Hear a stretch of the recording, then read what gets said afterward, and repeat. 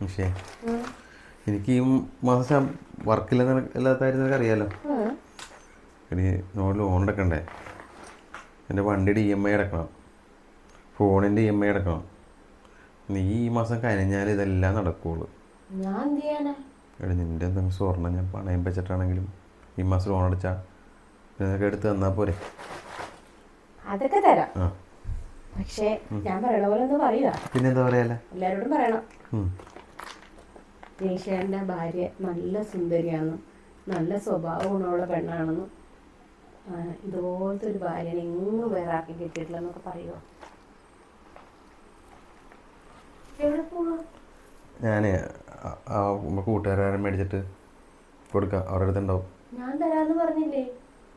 എടി അതെ, നമ്മ ഈ ചതിച്ചും വഞ്ചിച്ചും കളവൊക്കെ പറഞ്ഞ് മേടിക്കണ കാശ് നമുക്കത് ഫലം ഉണ്ടാവില്ല.